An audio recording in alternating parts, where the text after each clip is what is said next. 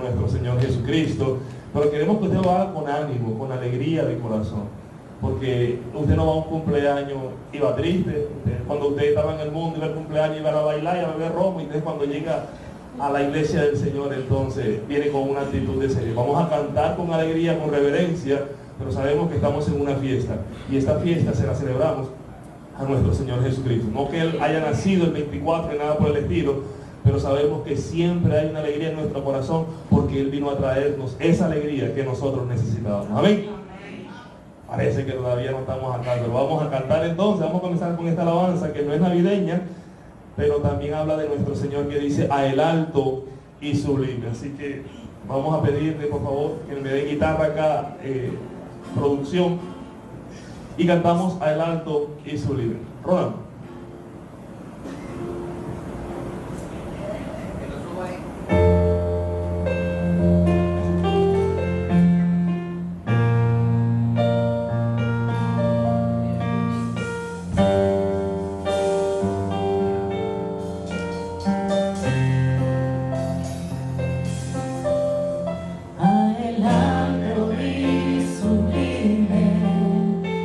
Habitar la eternidad.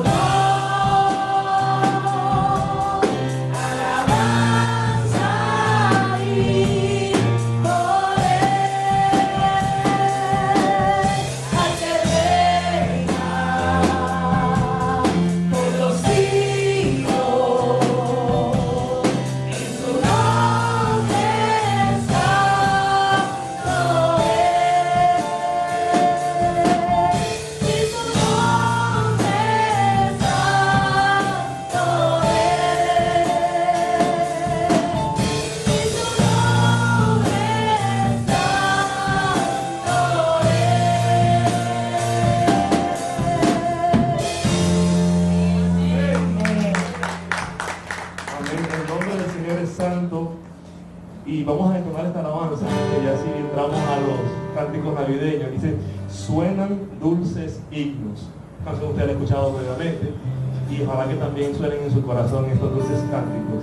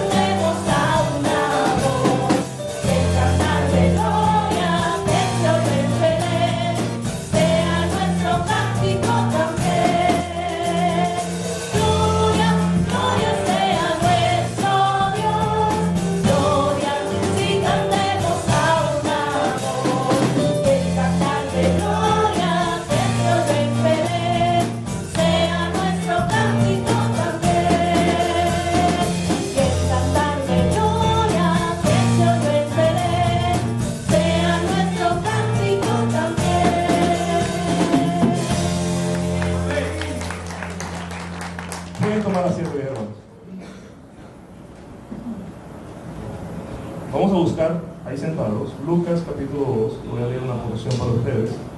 Lucas capítulo 2, del versículo 8 en adelante. Lucas 2, 8. Y leo para ustedes en el nombre del Padre, del Hijo y del Espíritu Santo. Tiene como título Los pastores y los ángeles. En la misma región habían pastores que estaban en el campo cuidando sus rebaños durante la vigilia de la noche. Y un ángel del Señor se les presentó y la gloria del Señor los rodeó de resplandor. Y tuvieron gran temor. Pero el ángel les dijo, no teman, porque les traigo buenas nuevas de gran gozo que serán para todo el pueblo. Porque les ha nacido hoy en la ciudad de David un Salvador, que es Cristo el Señor. Esto les servirá de señal. Hallarán un niño envuelto en pañales y acostado en un pesebre. Y de repente se apareció con el ángel una multitud de los ejércitos celestiales, alabando a Dios y diciendo, gloria a Dios en las alturas y en la tierra paz entre los hombres en quienes se complace. Amén. Vamos a orar. Padre, gracias Dios, Señor, porque hay paz en nuestro corazón, Dios. Padre, a pesar de que los pastores tuvieron temor al ver ese gran ángel que se les apareció, Dios, lo que traía era noticias, buenas noticias de salvación, no solamente para ellos, sino para todos nosotros, Padre. Señor, era la encarnación del Dios omnipotente, aquel excelso inmutable que habita en las alturas, decidió una vez tomar tabernáculo entre nosotros y habitar en medio de personas pecadoras como nosotros.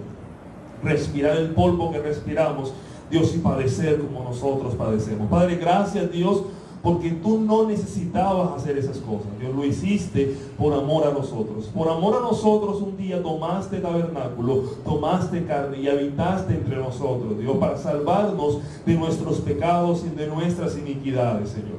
Señor, ayúdanos, Dios, a agradecerte, Dios, y entregar nuestro corazón, porque si tú le entregaste todo por nosotros, porque por nosotros no vamos a entregarlo todo por ti, Dios.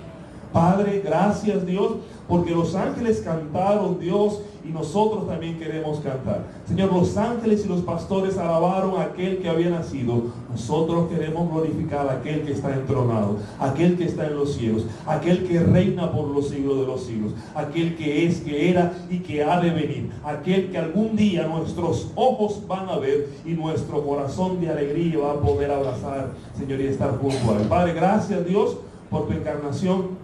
Pero ayúdanos, Dios, a permanecer firmes hasta que te podamos ver cara a cara en el día de tu venida. En nombre de Jesús. Vamos a ponernos en pie, vamos, así como cantaron los ángeles, también canta usted también, aunque no tenga la voz como los ángeles, usted tiene voz, usted puede cantar, así que vamos a cantarle, venid fieles todos. No, esa no, ángeles cantando están. Para allí estaban perdiendo ustedes.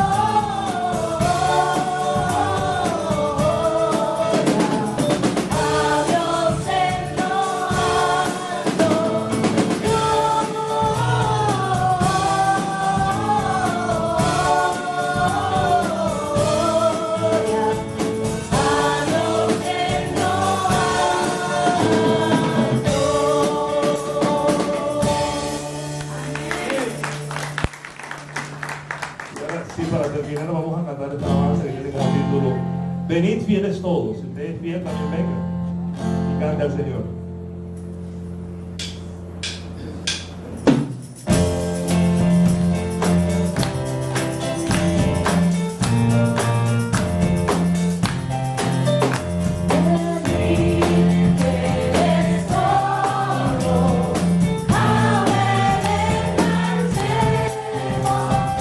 Oh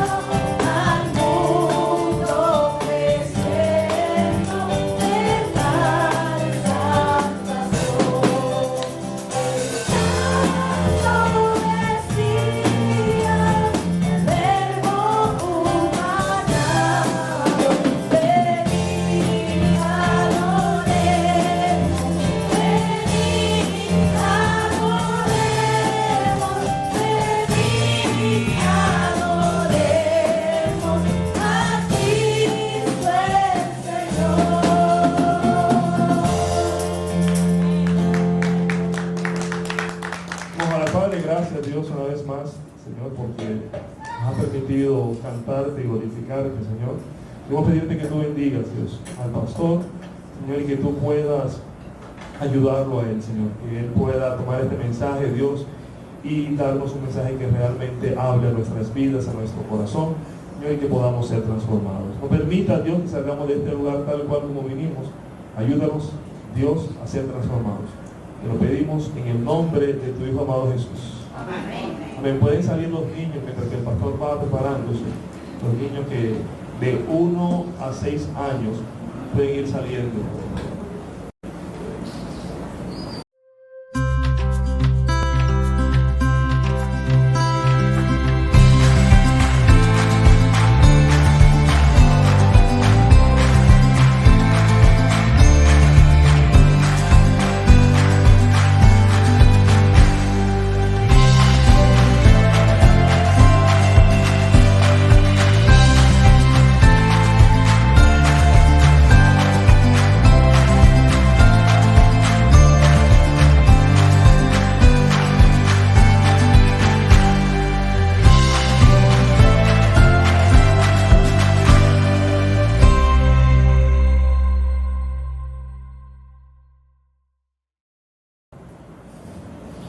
Dios les bendiga, hermanos.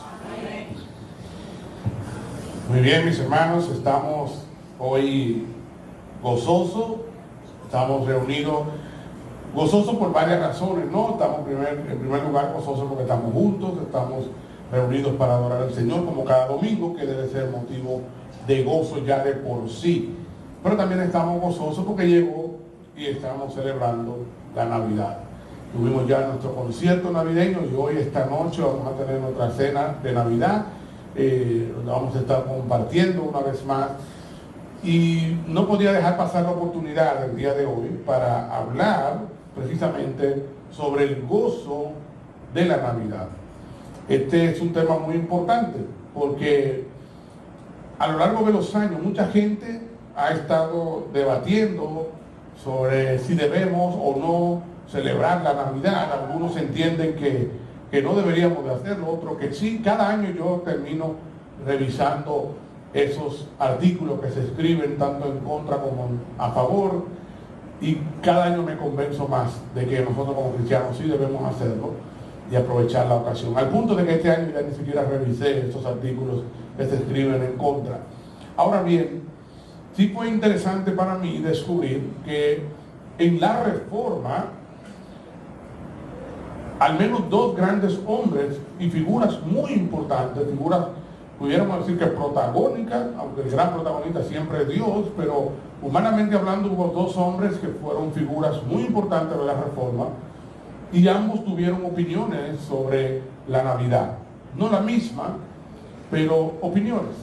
Ambos celebraron la Navidad, ambos dedicaron sermones en esa fecha, aunque uno de ellos, que era para nada un cristiano cultural, es decir, un cristiano que se adaptara a su cultura, ninguno de los dos lo es, pero hay uno que es menos que el otro, ese no lo hacía el mismo día, sino que lo hacía el domingo. O sea, si las iglesias acostumbraban el 25 tener un culto especial para eso, decían, no, yo no lo voy a hacer ese día, porque lo que hace es que lo toman por donde no es. Yo voy a hacer el domingo que sigo o el domingo antes, por ejemplo, algo así.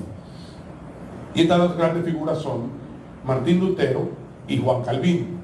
Si usted ha oído hablar de la reforma de la iglesia, usted ha oído hablar de estas dos personas, ¿no? Y es interesante porque se cuenta que Martín Lutero, o la casa de Martín Lutero, era una casa muy ruidosa. A Martín Lutero le habían donado un antiguo monasterio para que vivieran él y su familia, y allí vivían más de 3 docenas de personas. Ya usted se puede imaginar qué tremenda casa. Y era una casa donde vivían, además de Martín Lutero, su esposa y sus 6 hijos, vivían allí huérfanos, sobrinos y sobrinas que habían quedado huérfanos. Allí vivían los sirvientes de ellos, allí vivían invitados, refugiados, vivían estudiantes de teología, algunos estaban internos para pasar por ahí un tiempo, otros simplemente de visita, pero la casa siempre estaba llena de personas. Y usted se puede imaginar ya lo ruidoso que una casa con tantas personas es, ¿no?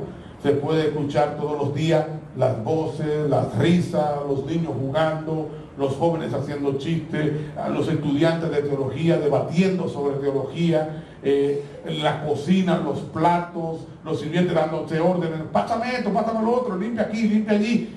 Todo ese ruido que, de acuerdo con alguien que vivió en aquellos tiempos y visitó la casa de Martín Lutero, todo ese ruido se escuchaba, y encima de eso se escuchaban diferentes idiomas, porque el alemán, que era lo que todos hablaban, se escuchaba el alemán, pero también se escuchaba gente hablando en latín, lo que estaban tratando con las escrituras, y otros en sus propios idiomas, porque habían extranjeros allí de visita, y se escuchaba todo ese murmullo y toda esa algarabía. Ahora, en Navidad se cuenta que ese ruido se multiplicaba, se volvía exponencial. Y dice una persona, refiriéndose a esos momentos, dice lo siguiente: toda esta conmoción se desbordaba con la alegría y el júbilo de la encarnación de nuestro Señor Jesucristo. Las voces habituales en alemán y latín, acentuadas a veces por las lenguas extranjeras de los visitantes, inglés, italiano e incluso amárico, se alzaron con el cántico de los ángeles: gloria a Dios en las alturas, paz en la tierra y buena voluntad para con los hombres. En torno a este himno estalló la oración, la alabanza y la acción de gracia de toda la familia. Está alguien contando lo que vivió allí. Ahora, él también dice lo siguiente: en el centro de este gran coro de cantos y sonidos, alabanzas y bendiciones, estaba el director del coro, el propio Martín Lutero, diciendo: canten, queridos niños, gritó, canten por el querido bebé recién nacido. Y no nos confundamos, en los tiempos de Martín Lutero esto no era común.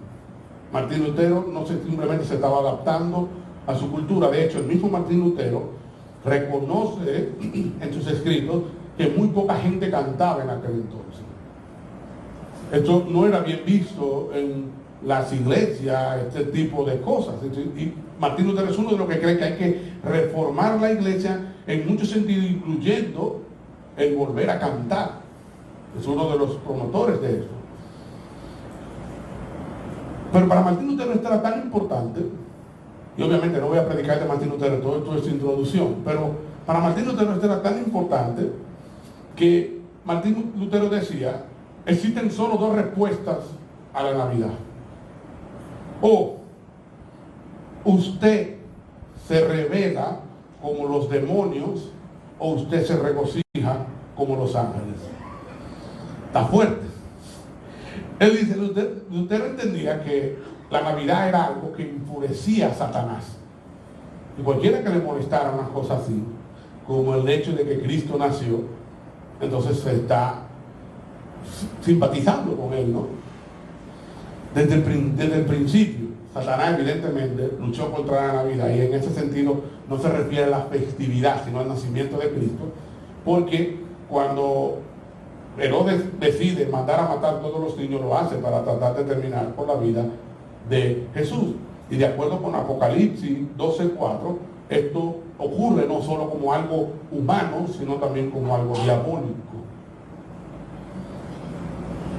En contraste, los ángeles cantaban de gozo, los pastores se unieron a ellos. Entonces, o podemos rebelarnos como los demonios, o alegrarnos como los ángeles. Decía Martín Lutero, no yo. Otra cosa que Martín Lutero decía es: o podemos burlarnos como los filósofos, que no entienden el nacimiento de Cristo y es algo absurdo y ridículo que Dios venga envuelto en pañales, o podemos dar gracias como María, que alabó al Señor al ver la gran noticia que recibió. Por otro lado, hermanos, tenemos entonces a un Juan Calvino. Este es el men cristiano cultural que usted puede encontrar. Este hombre hizo grandes cambios en su cultura, y este hombre también tenía una fuerte tradición personal de predicar las escrituras de manera expositiva, pero también algo que se conocía como lectio divina, que era para Juan Calvino, que tenía que predicar. Vamos a suponer que comenzamos por el libro de los Salmos, Salmo 1, versículo 1, y él iba exponiendo terminó de exponer porque se acabó el tiempo, se quedó en el Salmo 1, versículo 3. Domingo siguiente, Salmo 1, versículo 4, versículo 5, y así sucesivamente.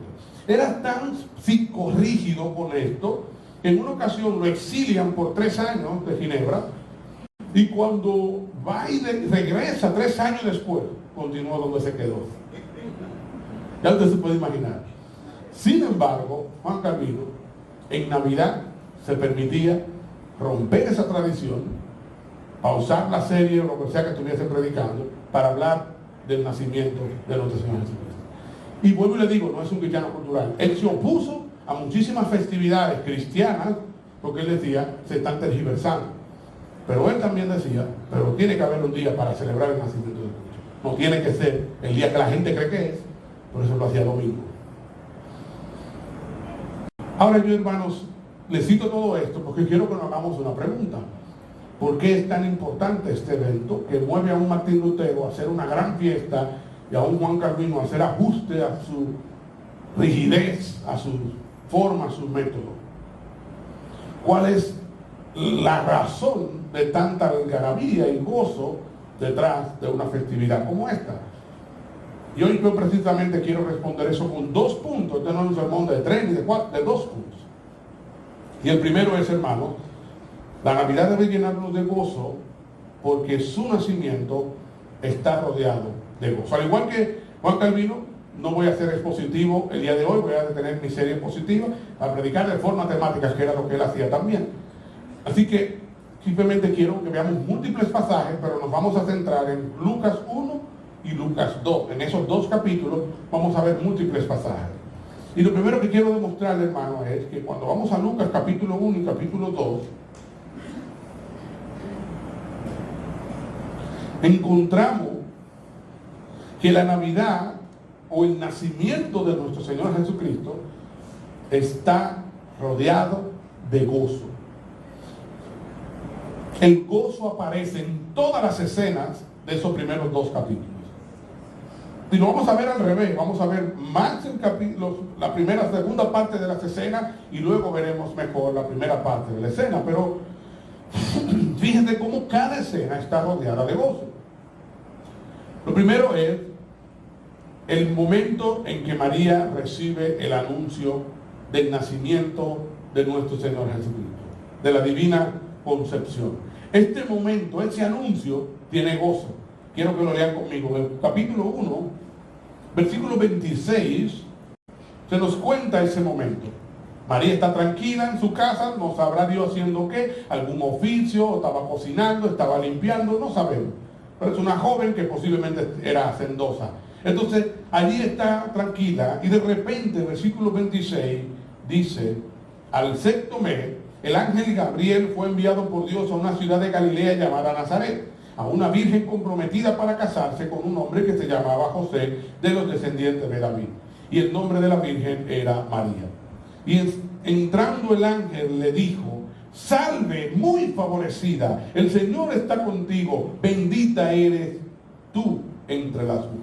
Ella se turbó mucho por estas palabras y se preguntaba qué clase de saludo sería este.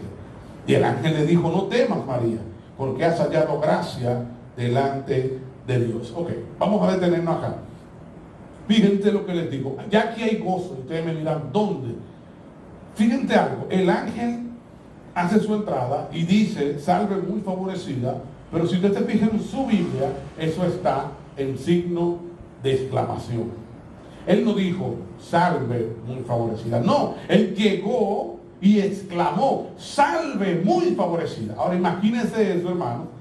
Usted está tranquila en su casa haciendo algo, todo un silencio sepulcral, y de repente se aparece una figura que todo el que lo ve le tiene miedo, gritando, salve muy favorecida. Ese es el susto del siglo. Y él tiene que decirle, no temas, vengo con buena noticia. Pero el ángel mismo, hermano, grita, y muchos eruditos coinciden en esto. Es como si el ángel no aguantara la noticia y tiene que exclamarla, salve muy favorecida. Ahora, no solo el ángel, luego nos vamos adelante. María recibe la noticia y decide ir a visitar Elizabeth, que también el ángel le dijo que ella iba a dar a luz de manera milagrosa. Así que María se dirige hacia allá, y cuando llega, ocurre lo siguiente, versículo 39 al 45. En esos días María se levantó y fue apresuradamente a la región montañosa, una ciudad de Judá, y entró en casa de Zacarías y saludó a Elizabeth. Cuando Elizabeth oyó el saludo de María, la criatura saltó en su vientre, y Elizabeth fue llena del Espíritu Santo, y exclamó a gran voz: bendita tú entre las mujeres y bendito el fruto de tu vientre. Porque, ¿por qué me ha acontecido esto a mí? Que la madre de mi Señor venga a mí. Porque apenas la voz de tu saludo llegó a mis oídos, la criatura saltó de gozo en mi vientre. Y bienaventurada la que creyó que tendrá cumplimiento todo lo que fue dicho por parte del Señor. Fíjense ese momento, María llega allí, Elizabeth la recibe, María saluda, y tan pronto Elizabeth escucha el saludo, el bebé salta. Ahora, eso muchas madres lo conocen, ¿no? Que los bebés dan patadas, se mueven, a veces con la voz de su papá, a escuchar a su papá, a escuchar a una abuelita, o a escuchar a su propia madre. Por cualquier cosa puede que ocurra esto. Pero en este caso, Elizabeth no está hablando de lo que cree que pasó, porque el texto nos aclara que Elizabeth fue llena del Espíritu Santo. Es el Espíritu Santo que le está ayudando a Elizabeth a distinguir lo que está ocurriendo aquí. Fíjense que María no le ha dicho nada aún: mira, vengo porque me acaban de dar la noticia que voy a tener un hijo y que ese hijo es el Salvador. No, ya no le ha contado nada aún, y ya Elizabeth sabe todo. Ya Elizabeth sabe que el bebé saltó de gozo porque el bebé que tiene María es el Señor de ella. Ahora, lo que quiero aclarar aquí es, fíjense cómo hay gozo otra vez más por esta noticia. El mismo bebé se llena de gozo. El mismo Juan el Bautista, siendo un bebé, al escuchar, salta de gozo. Y la razón es porque el Señor ha venido a visitarla. Pero no solo eso, María también se llena de gozo. Versículos 46 y 47. Entonces María dijo: mi alma engrandece al Señor, y mi espíritu se regocija en Dios mi Salvador. Gozo, gozo, gozo y gozo. Todos están gozosos porque ha venido el Mesías. Pero luego vemos el nacimiento de Juan el Bautista, el cual también está lleno de gozo. Y quiero que vean que este gozo por Juan el Bautista en realidad es un gozo por Cristo. Se lo voy a demostrar ahora. Pero quiero que vean cómo hay gozo por Juan el Bautista también. Para ponerlos en contexto, algo que ocurrió antes, que no hemos leído aún porque lo leeremos más adelante, es que su padre y su madre son estériles y son personas muy viejas ya, muy avanzadas en edad. No pueden tener hijos. Pero un ángel se aparece y le dice a él que va a tener un hijo. Él pide una señal, y la señal que recibe, pues no vas a poder hablar hasta que eso ocurra. Bueno, pues este hombre, Zacarías, padre de Juan el Bautista, está mudo, no puede hablar. Y durante todo el periodo de embarazo de su esposa, Juan no ha podido hablar. Todo el mundo está viendo eso. Todo el pueblo está esperando ese momento. Porque esto ha sido algo que dejó a la gente estupefacta. Una persona en tan avanzada edad, ahora van a tener un bebé, y este hombre ha quedado mudo. ¿Qué va a pasar? Esto no es cualquier cosa. Bien, entonces en contexto, leamos en capítulo 1, versículo 58, 57 y 58, y luego saltaremos al 64. Dice: cuando Elizabeth se le cumplió el tiempo de su alumbramiento, dio a luz un hijo. Pero ella no estaba sola en su casa, en la privacidad, no.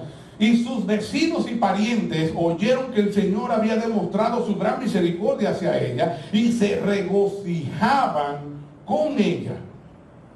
El 8º día vinieron para circuncidar al niño, y lo iban a llamar Zacarías según el nombre de su padre.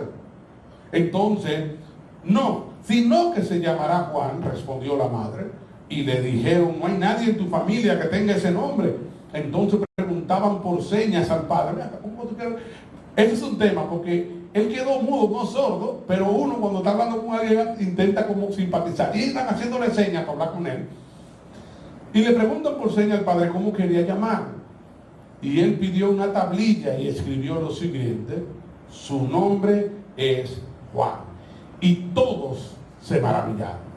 Fíjense, hay gozo en esto. La gente se está gozando con ella.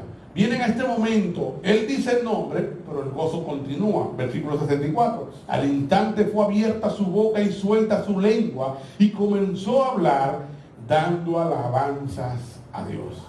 Imagínense, por primera vez comienza a hablar: Padre, gracias Señor, bendito tú eres. Todo lo que comenzó a decir. Este es un momento de mucho gozo. El pueblo está alegre, todo el mundo se regocija con ellos, están felices, pero no es necesariamente por Juan el Bautista. Sí por Juan, pero por algo que Juan significa, y es que viene el Mesías. Ahora quiero que lo vean conmigo. Cuando Zacarías comienza a dar alabanza al Señor, lleno del Espíritu Santo, profetiza. Dice el versículo 67, su padre Zacarías fue lleno del Espíritu Santo y profetizó diciendo: bendito sea el Señor, Dios de Israel, porque nos ha visitado y ha traído redención para su pueblo. Fíjate que no está diciendo gracias Señor porque nos ha dado un hijo, gracias Señor porque nosotros éramos estériles ahora. No. Gracias porque tú nos has visitado y ha traído redención, o sea, perdón, liberación de nuestro pecado y de nuestra maldad. Y continúa: y nos ha levantado un cuerno de salvación en la casa de David su siervo. Está hablando del Mesías, tal como lo anunció por boca de sus santos profetas desde los tiempos antiguos, salvación de nuestros enemigos y de la mano de todos los que nos aborrecen, para mostrar misericordia a nuestros padres y para recordar su santo pacto, el juramento que hizo nuestro padre Abraham, concedernos que, liberados de la mano de nuestros enemigos, les sirvamos sin temor, en santidad y justicia delante de él todos nuestros días. Él no está hablando de Juan el Bautista, él está hablando de Jesús. Ahora él va a hablar de Juan el Bautista. Y dice: y tú, niño, porque ahora es que va a hablar de él, no está hablando de él. Y tú, niño, serás llamado profeta del Altísimo, porque irás delante del Señor para preparar sus caminos, para dar a su pueblo conocimiento de la salvación por el perdón de sus pecados. Por eso se gozaban con Juan el Bautista, porque Juan el Bautista significaba que llegó ese profeta que estaba preparando el camino para la llegada del Mesías. Entonces, ¿se dan cuenta, hermanos? El nacimiento de Cristo estaba rodeado de gozo en todos lados.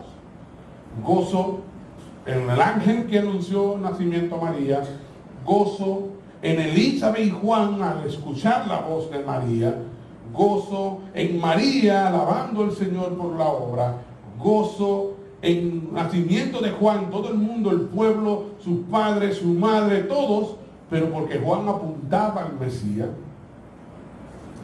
Y también vemos gozo en los ángeles. Si vamos al capítulo 2, versículo 8, que Michael lo leyó más temprano ahorita, Lucas capítulo 2, versículo 8 dice: en la misma región había pastores que estaban en el campo cuidando sus rebaños durante las vigilias de la noche. Y un ángel del Señor se le presentó, y la gloria del Señor los rodeó de resplandor, y tuvieron gran temor. Pero el ángel les dijo: no teman, porque les traigo que buenas nuevas de gran gozo, que serán para todo el pueblo, porque les ha nacido hoy en la ciudad de David un Salvador, que es Cristo el Señor. Esto les servirá por señal: hallarán un niño envuelto en pañales y acostado en un pesebre. De repente se apareció con el ángel una multitud de los ejércitos celestiales, alabando a Dios. Imagínense ese momento, los ángeles cantando, una multitud cantándole al Señor, alabando al Señor y diciendo: gloria a Dios en las alturas, y en la paz, en la tierra paz entre los hombres en quienes se complace. Qué bonito momento. El nacimiento de Cristo está lleno de gozo en todas partes. Pero no solo los ángeles, también se gozaron los pastores que estaban allí. Porque entonces los pastores, al escuchar eso, van para confirmar la señal, ven al niño, y luego dice el versículo 20, y los pastores se volvieron, se marcharon, glorificando y alabando a Dios. Se fueron glorificando y alabando a Dios, otra vez con gozos también. Pero no solo se han gozado ellos.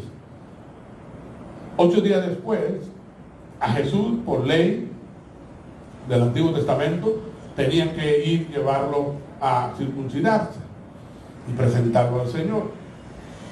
Y dice el versículo 22, al cumplirse los días para la purificación de ellos, según la ley de Moisés, lo trajeron a Jerusalén para presentar el niño al Señor. Bueno, cuando hacen eso, en el templo hay 2 personas muy importantes. Una es Simeón y la otra es Ana la profetisa. ¿Y cómo reacciona Simeón al ver al niño? Leamos en el versículo 27.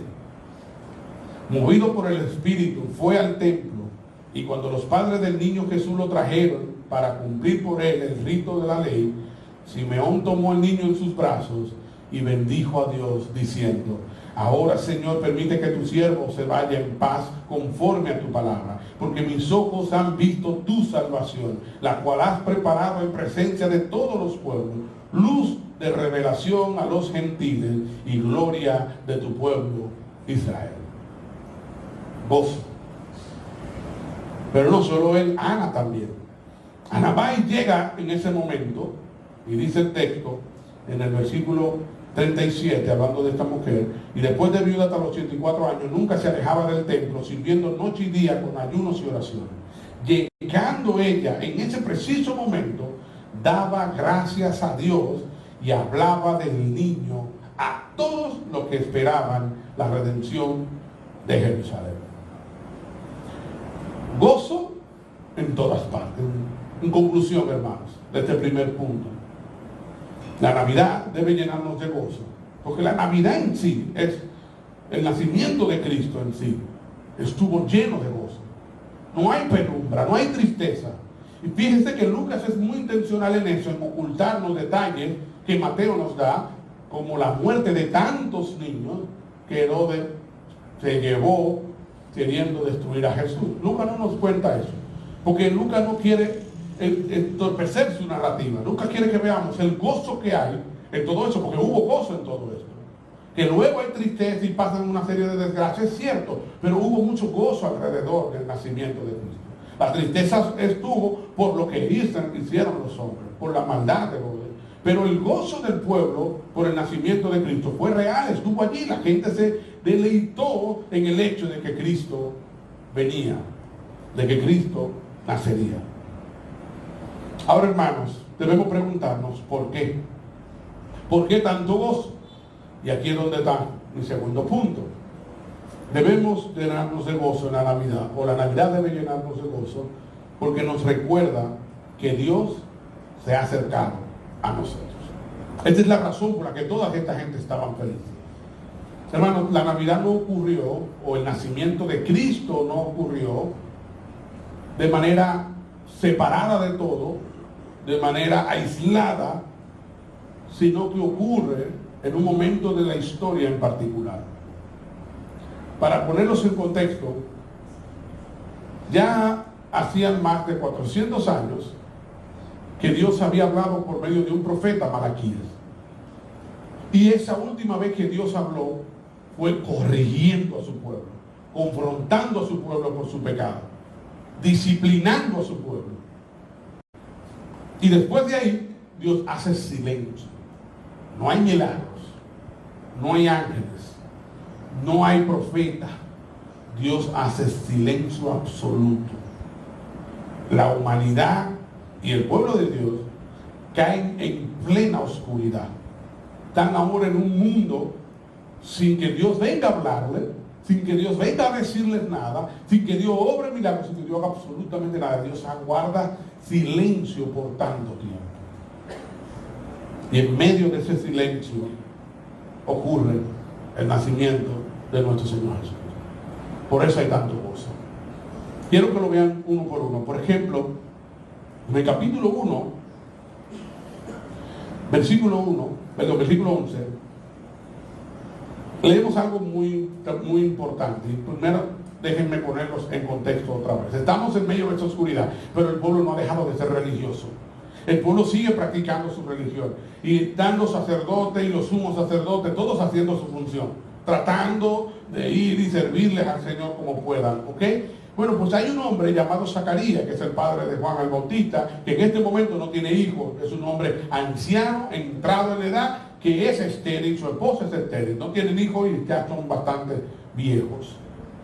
Ahora, estos dos están allí y a él le toca ese año que no le correspondía porque eran tantos los sacerdotes y le tocaba una vez al año a un sumo sacerdote.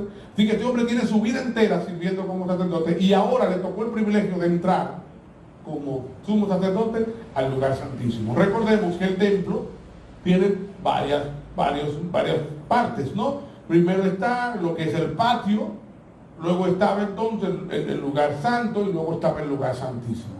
El patio era el lugar donde podía entrar la gente para ofrecer los sacrificios para el perdón de sus pecados. Ya el lugar santo solo podían entrar los sacerdotes. Y el lugar santísimo, que era donde estaba el arca que representaba la presencia de Dios, solo podía entrar el sumo sacerdote una vez al año. ¿Ok? Ahí es donde le toca entrar a Zacarías ahora. Zacarías entra y se dice que en ese tiempo, cuando estas personas entraban, se le amarraban cosas para poder saber si estaba vivo aún, porque Dios podía matarlo allá adentro. ¿Okay? Y si estaba así, entonces, si se moría, lo sacaban. ¿Se cuenta? Bueno, pues, Zacarías le toca entrar, y dice que cuando está allá adentro, en el versículo 11, del capítulo 1, leemos que dice, y se le apareció a Zacarías un ángel del Señor, de pie, a la derecha del altar del incienso. Al verlo, Zacarías se turbó, y el temor se apoderó de él. ¿Qué tenemos aquí? La primera aparición de un ángel después de 500 años sin que apareciera un ángel. No 400, 500 años no apareció un ángel. La última aparición de un ángel que se tiene en registro bíblico fue en Daniel capítulo 3. Entonces, desde entonces no había aparecido un ángel más. Y ahora se aparece uno. De repente, como le gusta parecerse a ellos, y se le aparece aquí para hablarle. Dios rompió el silencio. No porque su pueblo se lo mereciera, no porque su pueblo había mejorado, no, estaban en una penumbra, pero de hecho cuando Cristo viene tiene que confrontar muchísima hipocresía y maldad en su pueblo. Y a los suyos vino y los suyos no lo recibieron. Pero vino, pero rompió el silencio. Dios acaba de hablar a través de un ángel. 500 años después. Pero no solo esto, dice, seguimos leyendo, y el ángel se le apareció, ¿verdad? Y al verlo, Zacarías se turbó y el temor se apoderó de él. Pero el ángel le dijo, versículo 13, no temas, Zacarías, porque tu petición ha sido oída. Pobre Zacarías, estaba allí aprovechando y pidiendo, no solo perdón, sino dame un hijo. Bueno, tu petición ha sido oída y tu mujer Elizabeth te dará a luz un hijo y lo llamarás Juan. Tendrás gozo y alegría y muchos se regocijarán por su nacimiento, porque él será grande delante del Señor. Ahora, aquí vamos con otra cosa importante. Acaba de anunciar un milagro. Otra vez, hacía ya más de 500 años que no obraba un milagro Dios en medio de su pueblo. 500 años sin ver un solo milagro, sin ver un ángel, sin ver un milagro, y de repente aparece un ángel anunciando un milagro. Y no cualquier milagro, y no cualquier ángel, porque el ángel que aparece allí está apareciendo en el lugar donde se representa la presencia misma de Dios. No estoy diciendo que sea el ángel del Señor, sino que aparece en ese lugar. O sea, es como Dios diciendo, no es un ángel más, yo estoy hablando, yo estoy hablando. Ahora, en segundo lugar, le da un anuncio de un milagro que no es cualquier milagro. Este milagro nos recuerda a dos figuras importantes, Abraham y Sara, quienes también eran ancianos, entrados en edad. Ella también era estéril y Dios le dio su hijo. Pues aquí Dios está haciendo un milagro así para que quede evidente que no es un milagro cualquiera, que no son eventos fortuitos, que es el mismo Dios del Antiguo Testamento que está volviendo a hablar. No habló un ángel por ahí, habló en el lugar que representa la presencia misma del Dios de Israel. O sea, es el Dios de Israel que está hablando. El milagro que está haciendo es el milagro que él mismo ha hecho antes, para que se den cuenta, es el mismo Dios de Israel. Pero también les anuncia un profeta, lo cual también tienen ya más de 400 años sin tener. El último profeta fue Malaquías, y le está anunciando ahora que ese milagro va a dar a luz un profeta. O sea, el paquete completo en una sola entrega, no sé si me dan a entender. Ángel, milagro y profeta, las tres cosas, las tres maneras en que Dios representaba su presencia y hablaba a su pueblo. Ahora Dios la está usando las tres para hablar. Y este profeta no es cualquier profeta. Leemos lo que dice sobre este profeta. En el versículo 15 dice: porque él será grande delante del Señor, no beberá vino ni licor, y será lleno del Espíritu Santo aún desde el vientre de su madre, y hará volver a muchos de los israelitas al Señor su Dios. Él irá delante del Señor en el espíritu y el poder de Elías, para hacer volver los corazones de los padres a los hijos, y a los desobedientes a la actitud de los justos, a fin de preparar para el Señor un pueblo bien dispuesto. Automáticamente sabemos de quién está hablando. Es del mismo profeta que dijo Malaquías que vendría. Cuando Dios en Malaquías le habla de la penumbra que vendrá, y del silencio que va a ser, y del desecho que ellos van a vivir como que Dios los abandonó, también Dios le hace una promesa de que luego Él volvería a hablar a través de ese profeta, que prepararía el camino para la llegada del Mesías. O sea que no es cualquier profeta. Acaba de llegar el profeta que viene a preparar el camino, lo cual significa que este es un paquete doble, porque es el profeta y el Mesías. Todas estas noticias llegaron juntas. Esta es la razón por la que había tanto gozo en el nacimiento de Cristo. Dios ha vuelto a hablar. Dios todavía sigue siendo fiel a sus promesas. Dios no se ha olvidado de su pueblo. Dios sigue siendo misericordioso y compasivo, clemente y lento para la ira con su pueblo. Dios sigue derramando gracias sobre su pueblo. Dios se ha acercado a nosotros. Y lo más grande es que Dios se ha acercado de la forma más cercana que pueda haber. Por eso vemos que cuando María canta, de lo que canta es de esa condescendencia de Dios. Fíjense cómo María dice, capítulo 1, versículo 46: mi alma engrandece al Señor, y mi espíritu se regocija en Dios mi Salvador, porque ha mirado la humilde condición de esta sierva, pues desde ahora en adelante todas las generaciones me tendrán por bienaventurada. Y vaya que sí, todo el mundo lo ha hecho. De hecho, algunos se han ido muy lejos. Versículo 49: porque grandes cosas me ha hecho el poderoso, y santo es su nombre, y de generación en generación es su misericordia para con los que les temen. Ha hecho proezas con sus brazos, ha esparcido a los soberbios en el pensamiento de sus corazones, ha quitado a los poderosos de su trono, y ha exaltado a los humildes. A los hambrientos colmado de bienes, y ha despedido a los ricos con las manos vacías. Ha ayudado a Israel su siervo, para recuerdo de su misericordia, tal como dijo a nuestros padres, y a Abraham y a su descendencia para siempre. Esto es lo que celebra María, cómo Dios sigue teniendo misericordia por su pueblo, y en cierto sentido lo está engrandeciendo porque están recibiendo ese gran privilegio. Pero como decía, el mayor privilegio de todo esto no es que Dios envió algo, es que Dios vino. Y es que ese Mesías, ese niño que iba a nacer, era la segunda persona de la Trinidad. Era Dios mismo. Era aquel que Juan nos dice en Juan capítulo 1 lo siguiente. Juan capítulo 1 versículo 1 dice: en el principio ya existía el verbo, y el verbo estaba con Dios, y el verbo era Dios. Él estaba en el principio con Dios. Todas las cosas fueron hechas por medio de Él, y sin Él nada de lo que ha sido hecho fue hecho. En Él estaba la vida, y la vida era la luz de los hombres. La luz brilla en las tinieblas, y las tinieblas no lo comprendieron. Este era Jesús, vino y fue Dios hecho carne, hecho hombre, vino, habitó entre nosotros y fue luz en medio de las tinieblas. Versículo 10: Él estaba en el mundo, y el mundo fue hecho por medio de Él, y el mundo no lo conoció. A los suyos vino, y los suyos no lo recibieron. pero a todos los que lo recibieron les dio el derecho de llegar a ser hijos de Dios, es decir, a los que creen en su nombre, que no nacieron de sangre, ni de voluntad de la carne, ni de voluntad del hombre, sino de Dios. Pero la parte que no me gusta es el versículo 14. El Verbo se hizo carne y habitó entre nosotros, y vimos su gloria, gloria como del unigénito del Padre, lleno de gracia y de verdad. Eso ocurre en el nacimiento de nuestro Señor. El Verbo se hizo carne. Que dice Pablo en Filipenses que se humilló hasta lo sumo, haciéndose semejante a los hombres.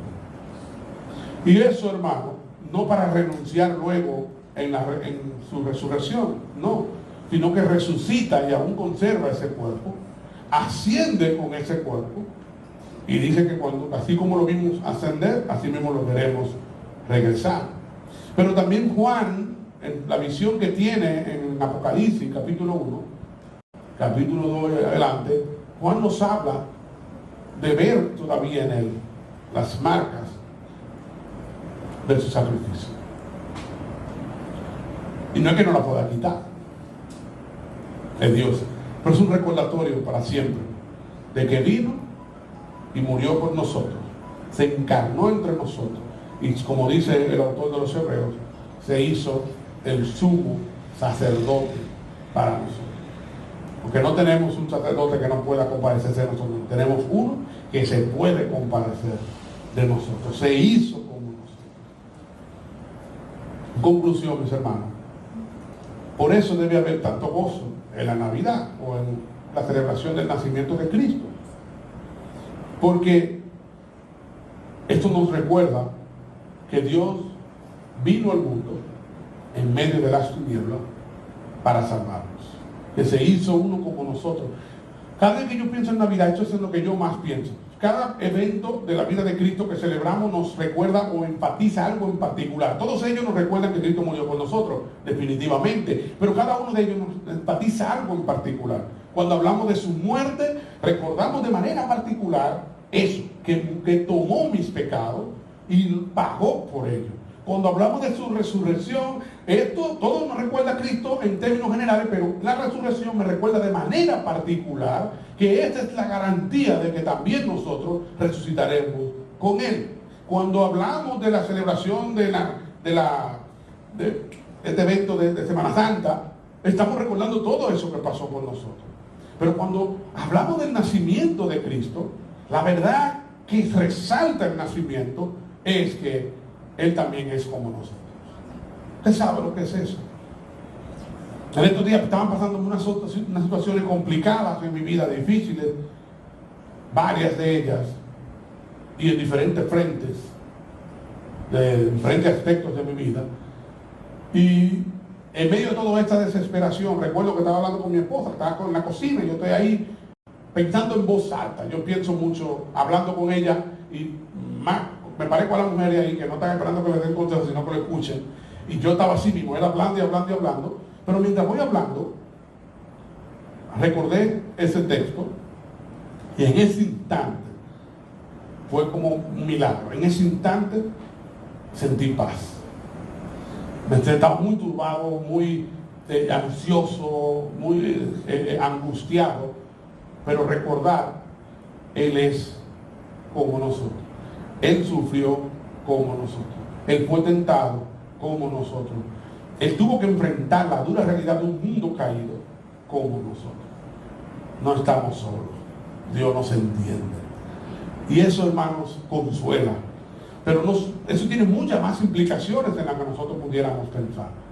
Pero, hermanos, piensen mucho en eso.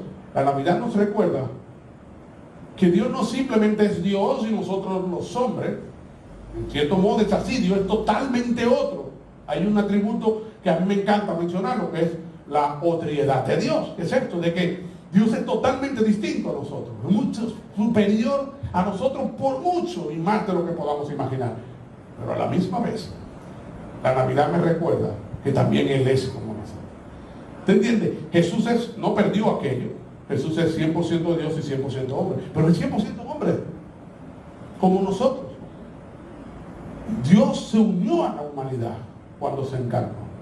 ¿Ustedes saben qué es eso, hermano? Sin pecado, obviamente, pero se unió. Esto es algo para nosotros darle gracias a Dios y vivir gozosos y celebrar esta festividad con ese corazón.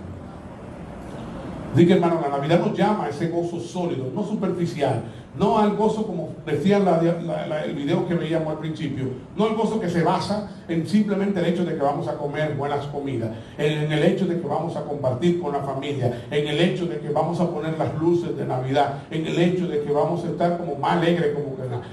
Eso es bueno y son cosas buenas, pero eso son añadiduras. El gozo real que nosotros los cristianos en estas festividades es recordar eso. Dios se hizo como nosotros. Y como les decía, Juan Calvino, aunque podía en estas fechas predicar sobre el nacimiento, era muy receloso con celebrarlo exactamente el día 25. Y sus razones eran precisamente esas: que no se quitara a Cristo del trono. ¿Por qué él pensaba así? Porque muchas veces la gente en esta festividad, lejos de celebrar a Cristo, celebramos la celebración. Esto me recuerda aquella historia que me contó mi padrastro hace muchos años, de un cumpleaños al que todos llegaban. Era el cumpleaños del niño que apenas cumplía un año de nacido. Entonces todo el mundo fue a la casa de sus padres con sus regalos, y había una gran fiesta en la casa, y todo el mundo con sus regalos, y todo el mundo poniendo los regalos en una habitación. El regalo va en esa habitación, y todo el mundo entraba, ponía el regalo ahí, ponía el regalo ahí, ponía el regalo ahí. En un momento, en medio del gozo y la algarabía, alguien dice: ven acá, ¿y dónde está el cumpleañero? Resulta que estaba en la cama, inundado de todos esos regalos, allí muriéndose asfixiado. Eso no es lo que nosotros queremos hacer en Navidad. Volver la Navidad, otra cosa.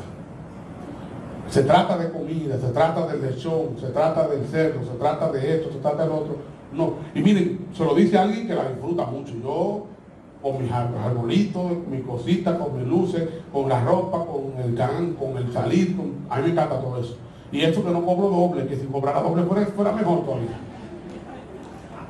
Pero hermanos, siempre tratamos en casa de recordarle a nuestros hijos y hablar de eso, de que esto se trata de que, no, al igual que el mundo, o sea, a diferencia del mundo, perdón, no estamos celebrando una mera fiesta.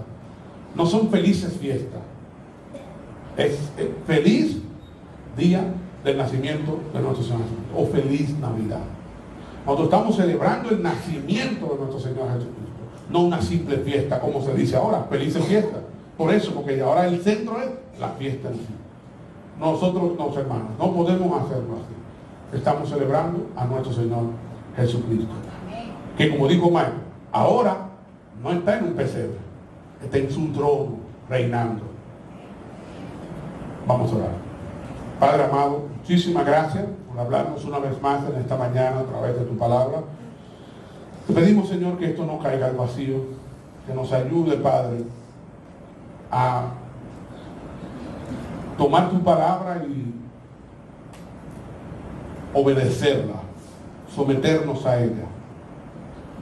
Señor, permite que el gozo, el disfrute de la Navidad en nosotros sea un gozo y un disfrute pleno, verdadero, Señor. Obra en nuestro corazón, Señor. Acércanos más a ti. Permítenos, Señor, en estas festividades, a los que no te conocemos, conocerte. Y a los que ya te conocemos, Señor, conocerte más, pero también darte a conocer. Que aprovechemos la cena del 24, el compartir del 25, como pretexto para hablarle más de Cristo a nuestras familias, a nuestros amigos, a nuestros vecinos. Ayúdanos, Señor, en el nombre de Cristo Jesús. Amén. Quisiera darle un consejo final, hermanos, que me acaba de venir mientras oraba y no quiero dejarlo pasar. Algo que usted puede hacer en estas festividades para aprovecharle y sacarle el máximo jugo al hecho de que el mundo lo está celebrando también, aunque mal, pero lo está celebrando, es ser más evangelístico en esta época. Ahí el 24, cuando usted esté sentado en su casa con sus familiares, aproveche y pida un momentico. No, usted no va a hacer un sermón largo porque todo el mundo está loco por comer. Pero usted diga unas palabras breves, 2 minutos, 3 minutos, algo breve, recordando que esto se trata de Cristo y que Él vino para morir por sus pecados, para que ellos tengan salvación, que Él ya no está en un pesebre, Él tampoco está en la cruz, Él resucitó, está en el trono. Pero celebramos que vino y que es uno como nosotros. Entonces, aprovechar esa oportunidad. También, no sé si vieron, en el concierto hubo muchísima gente que no era cristiana y que vino aquí, porque está más fácil en esta época involucrar a alguien a venir a una festividad cristiana.